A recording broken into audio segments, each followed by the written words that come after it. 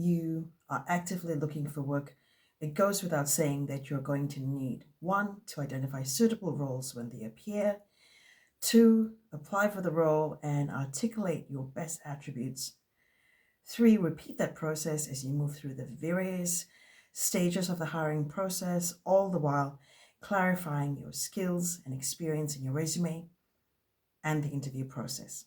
Now, why do I say this?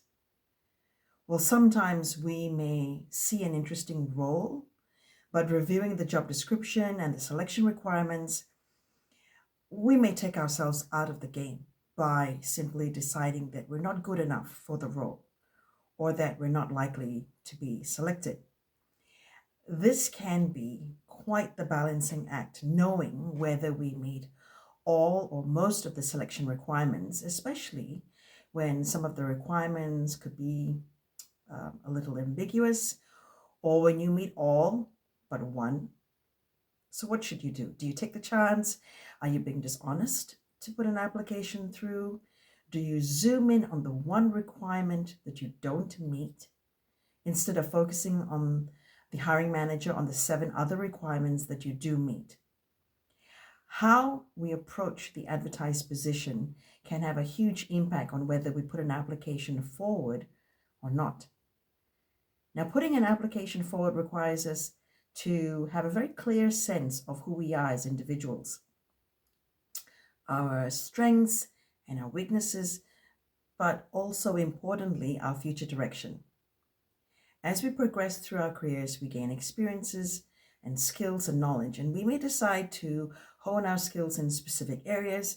We may have other strong skills that we aren't as interested in.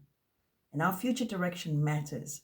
Our skills and experience matters, but so too where we are headed and the choice of work we want to engage in. Now, if we remain too broad or vague in the hope that something is going to stick, well, that can sometimes affect us negatively in our resume.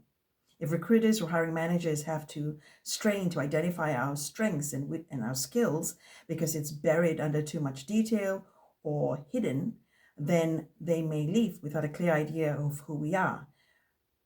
They too can get real busy, they can get distracted. So we've got to make it easier for others to gather information that helps them understand the value that we bring. It means putting things up front. It means using our summary and our headlines effectively to encapsulate years of experience or to redirect attention. To avoid sounding arrogant, we've got to stick to the facts as much as possible. If there are opinions of others, let that sit within the testimonials that can be captured as part of your LinkedIn profile or references. If there are metrics such as revenue and profit margins or ROI, any kind of ROI, project successes, or anything else that you can highlight, then do that. Give the reader a story, provide the context, and allow them to come to the conclusions needed. Remember that your resume is what is visible on the page. If it's not there, we cannot assume that others can connect the dots. It helps for us to connect the dots for our readers. It helps to explain acronyms and results. It makes the information that much more accessible to the reader. Now, if you are, however, lacking in confidence in your abilities, know that you've had a career to date. Everyone starts somewhere, and you need to have a sense of inner confidence in your abilities. Hone in on the one strength that you have and play that up. You need to be your biggest cheerleader, and this is not about being arrogant. It's about recognizing the value that you bring, noticing your strengths alongside your weaknesses, and being very focused on the next step of your journey because you are always in motion. Now, am I selling myself when I upload these videos? I hope not. And if that's how it's coming across, that is not what I intend. I have been through this process on both sides, often as a job seeker, but also as an employer. I know how hard it can be to talk about yourself and convince others about the value that you bring. No one really wants to do this, but sometimes you have to, like when you're applying for a role. My hope with these videos is that you get some ideas that you can test out, and more than anything, that you see that it is very possible for each and every one of you to build more visibility for yourself, and strengthen your professional presence.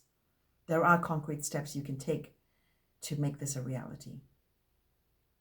Rowena Moraes here with episode 19 on how to sell yourself on a resume without sounding arrogant or when you're lacking confidence about your abilities.